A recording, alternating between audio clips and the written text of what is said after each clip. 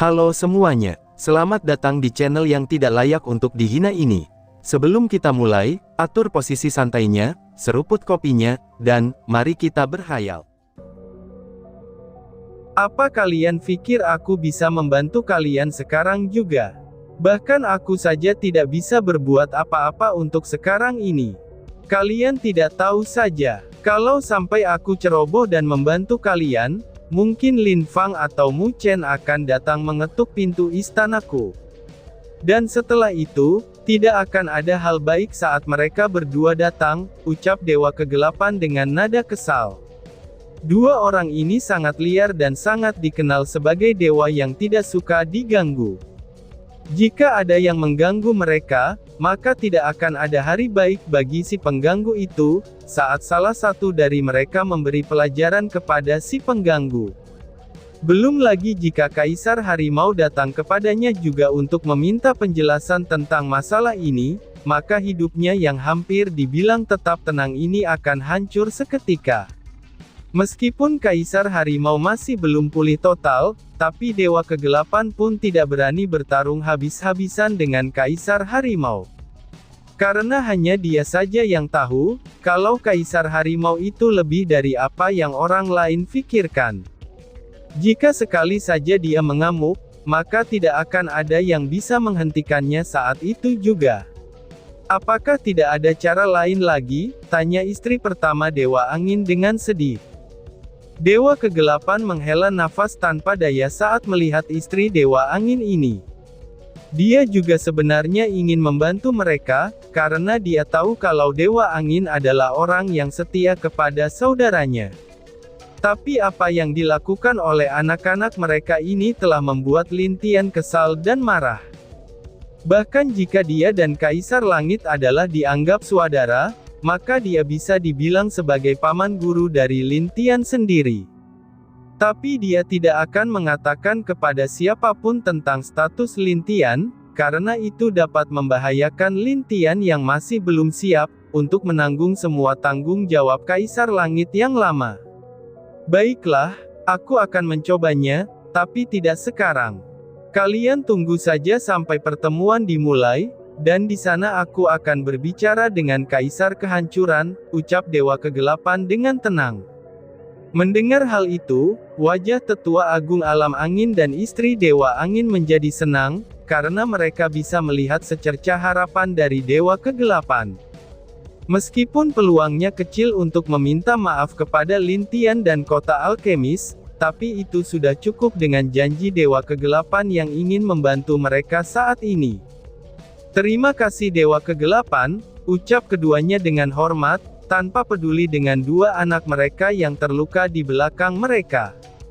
Jangan terlalu cepat berbahagia. Aku hanya bisa berbicara kepada dia, dan bukan berarti kalau aku berbicara dengan orang itu maka dia akan memaafkan kalian. Ucap Dewa Kegelapan.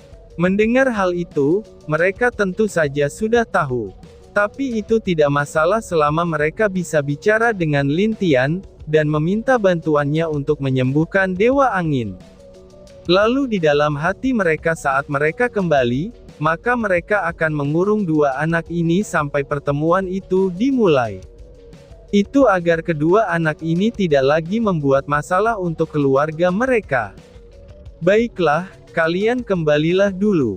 Nanti kita akan bertemu di saat pertemuan itu, dan berdoalah agar dia mau membantu kita. Ucap Dewa Angin.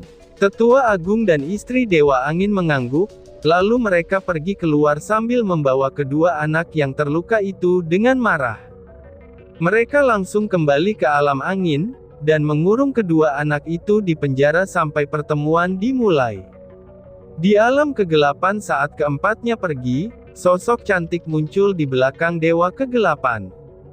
Dia melihat semua yang terjadi, dan apa yang dibicarakan oleh Dewa Kegelapan dan empat orang tersebut.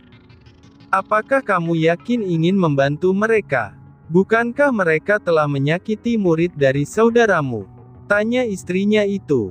Kamu benar, aku juga tahu hal itu. Tapi kita tidak bisa duduk diam saja sekarang. Alam langit mulai jatuh dalam kekacauan, Dan kita juga membutuhkan Dewa Angin di sisi kita, jawab Dewa Kegelapan. Dia seperti sudah bisa melihat kalau pertemuan itu dimulai, maka akan ada beberapa perdebatan dan juga kemarahan di dalam pertemuan itu. Termasuk masalah Lintian yang telah disinggung oleh alam angin, dan pasti saja itu sudah membuat 8 alam marah. Untuk meminta maaf kepada Lintian adalah hal yang mungkin, tapi belum tentu orang-orang itu memaafkan alam angin. Aku juga tahu hal itu. Tapi kamu tahu sendiri kan, anak kita sekarang sudah menjadi tangan kanan pemuda itu di dunia dewa.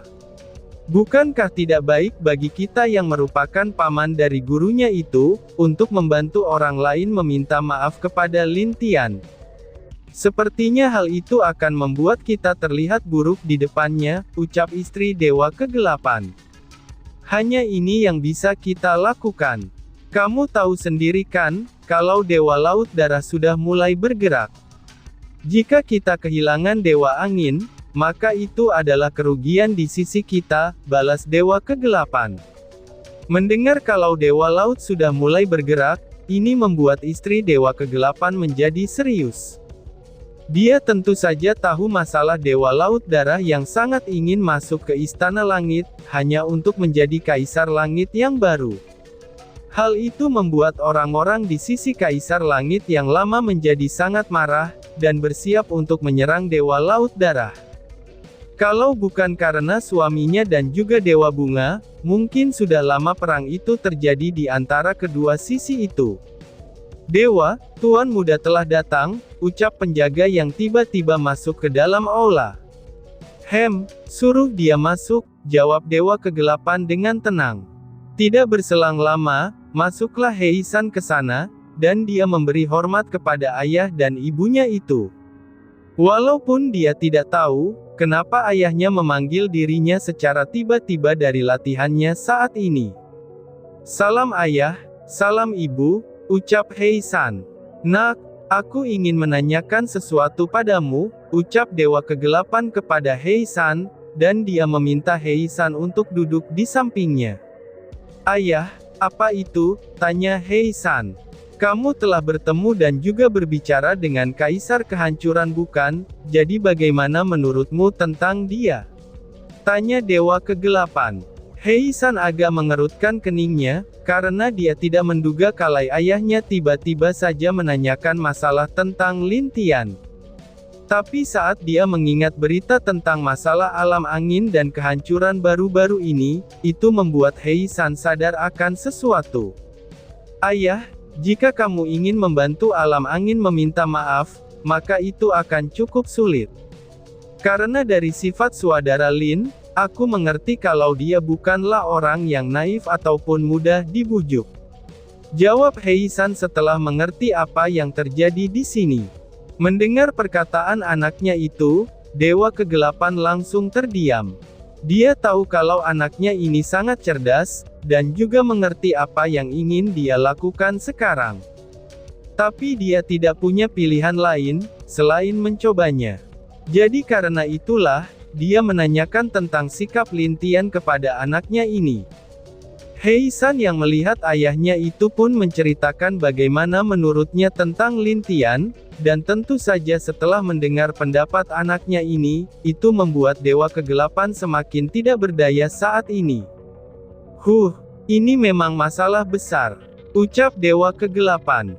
Di tempat lain di alam bunga, itu terlihat kalau bayi kecil sedang duduk menikmati waktunya yang tenang di sana. Tidak ada lagi pembuat masalah, tidak ada lagi pencurian, karena di sana bayi kecil hidup dengan baik. Hari ini Dewi Bunga datang menemuinya, dan mengatakan bahwa ada berita dari negeri langit, lebih tepatnya 4 jenderal akan mengadakan pertemuan untuk membahas masalah alam bawah bersama dengan para penguasa lainnya. Mereka telah putus asa dengan masalah alam bawah sekarang, karena pasukan mereka tidak akan bisa bertarung dengan kekuatan penuh di sana, ucap bayi kecil yang masih santai, dan sepertinya dia telah mengetahui semua hal yang terjadi di alam bawah. Apakah benar, kalau di alam bawah itu kita tidak bisa menggunakan kekuatan penuh kita? Apakah peraturan di alam bawah benar-benar seketat itu? Tanya Dewi Bunga dengan serius. Meskipun dia juga tahu alam bawah tersebut, tapi sebenarnya dia belum pernah ke sana. Bukan peraturan yang membuat mereka lemah, tapi energi di sana tidak cocok untuk kamu, dan kultivator alam langit. Dan jika pun ada, maka, itu hanya ada dua alam yang dapat bertahan dan bisa bertarung dengan baik di alam itu, jawab bayi kecil. Dua alam saja, apakah dua alam itu adalah alam elemen dan alam kehidupan? Tanya Dewi Bunga dengan serius. Kamu benar, alam elemen adalah penguasa dari seluruh elemen, dan mereka tentu saja tidak akan jadi masalah untuk hidup di sana. Lalu alam kehidupan yang memiliki kekuatan kehidupan di dalam tubuh mereka, dan itu membuat mereka kebal di alam bawah itu. Dan ada juga alam pedang di urutan ketiga, jelas bayi kecil dengan tenang. Apa? Alam pedang? Bukankah mereka kuat karena pedang mereka saja? Kenapa mereka termasuk ke dalam alam yang bisa bertahan di sana? Tanya Dewi Bunga dengan heran. Karena menurutnya alam pedang adalah alam yang paling tenang, bahkan tidak ada yang tahu betapa kuatnya penguasa alam pedang itu sekarang. Itu bisa dibilang, penguasa alam pedang yang sekarang adalah orang tua dari Ling Qingzu. Itu karena, Ling Qingzu adalah anak satu-satunya dari penguasa alam pedang saat ini. Tapi sejak Ling Qingzu yang merupakan Dewi Pedang telah bereinkarnasi mengikuti suaminya, dan akhirnya tidak ada kabar yang jelas tentang kekuatan alam pedang. Hanya alam elemen, alam es, dan alam kehidupan saja yang tahu bagaimana keadaan alam pedang sekarang. Itu dikarenakan sejak dahulu, alam pedang dikenal dengan alam yang sangat menyendiri melebihi alam elemen ataupun alam es. Kalau bukan karena pernikahan Dewi Pedang dengan Dewa Elemen saat itu, mungkin semua alam akan melupakan betapa kuatnya alam pedang tersebut. Tapi dikarenakan orang lain berpikir dewa penguasa alam elemen sangat lemah, jadi banyak penggemar Dewi Pedang yang menjadi gila dan mengutuk dewa elemen. Mereka merasa kalau orang lemah seperti Lindong, itu tidak cocok untuk dewi mereka. Itu karena mereka pengguna pedang, dan hidup mereka adalah pedang itu sendiri. Apakah kamu berpikir dewa elemen itu lemah seperti yang dulu dirumorkan? Tanya bayi kecil kepada Dewi Bunga dengan senyum main-main di wajahnya. Dewi Bunga mengangguk, karena sejak dulu pun dia tidak pernah mendengar kalau dewa elemen bertarung, maupun menunjukkan kekuatannya di hadapan orang lain. Itu berbeda halnya dengan saudara dan juga ayahnya dari alam elemen. Karena itulah, meskipun dewa elemen lemah, tapi tidak ada yang berani menyentuhnya pada saat itu. Baiklah, kamu dan orang lain salah. Jika ada yang dapat mengalahkan aku di alam langit di masa lalu, maka hanya ada satu orang, yaitu dia. Ucap bayi kecil dengan tenang. Mendengar perkataan bayi kecil, jantung Dewi Bunga berdetak lebih kencang. Dia benar-benar kaget dengan perkataan bayi kecil yang mengatakan, kalau dewa elemen dapat mengalahkan suaminya yang dikenal sebagai kaisar harimau di masa lalu. Apakah kamu pernah bertarung dengannya? Tanya Dewi Bunga yang penasaran dengan semua itu. Bukan saja aku pernah bertarung dengannya, bahkan aku juga dikalahkan olehnya pada saat itu. Jawab bayi kecil dengan senyum kecut di wajahnya. Dia teringat, dulu waktu dia pergi ke alam elemen untuk bersenang-senang, dan dia juga penasaran dengan dewa elemen yang dikabarkan paling lemah itu. Dia akhirnya datang ke sana dan memukul semua prajurit alam elemen dengan keras. Bahkan dia berhasil memukul mundur Lin Fang dengan sedikit kesulitan pada saat itu. Secara kebetulan saat itu Lin Sang sedang dalam pelatihan tertutupnya, karena itulah dia tidak keluar, dan hanya Ming Bier yang muncul pada saat itu. Tapi karena dia merasa sedikit bersemangat, dia merasa kalau Ming Bier lawan yang sedikit layak. Lalu, dia tanpa sengaja memukul Ming Bier dengan keras. Pada saat itulah dewa elemen tampak sangat marah, karena dia telah memukul Ming Bier. Itu karena, Ming Bier adalah ibu dari Lindong, alias Dewa Elemen.